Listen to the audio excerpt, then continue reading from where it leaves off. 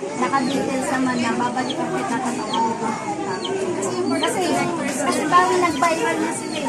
Nag-viral na yung mga Ano pa niya, hindi ka pwede ilipat sa ward. Pagdating mo na sa yung ER.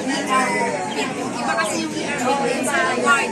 tapos sabi ko, pwede po bang gamitin ang pinag-ayaw? Diba daw yun? Cash lang. Ganyan na lang sa kapay. Lahat na nakiusap ako, may naman ako sa kanila. ATM, kahit ano, yung mga website, gumawa na rin ng parang kahit kung sinisip ko, pwede ko gold, pwede ko pakita. Bawal. Cash daw talaga. Tapos yung cellphone mo tinatanggap kasi alam nila may mga ano dyan. Ayun si Vice. Hello po. Thank you po.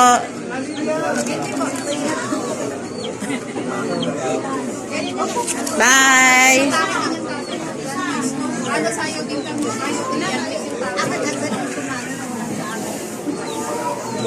Ano, 7, mga pasado 7 po, dinala siya sa FPA. Alis na si Mayor. Kumbaga yung ilang oras na lang eh, saan-salinan lang sila na hindi po sasama loob namin kung talagang ginawa nila yung paraan na mabuhay. Tapos yung ito na, nawala na ng pulso, nawala na ng sasabihin sa amin, kailangan tubuhan para daw mabuhay. Sabi ko, yung buhay pa nga po, hindi nyo ginamit ang maayos. Yung patay na, sabihin nyo, tubuhan para mabuhay. Ano po kayo?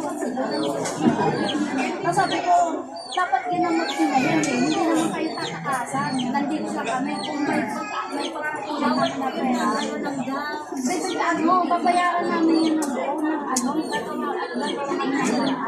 parang sila binibigyan lang, wala lahat na nung pagkakapera nila. Sabi ko, tapos ano, 26,000 din, ano, yung hari. Naging 42,000. Namatay na yun, ano, yung pamangkin ko, 42,000. Ang pera ko na po ay sinadagdagan mo, naging 31 yung pera ko. May 12K pa, ayaw pa nila i-release yung ano, yung katawan ng ano, kailangan na i-settle na.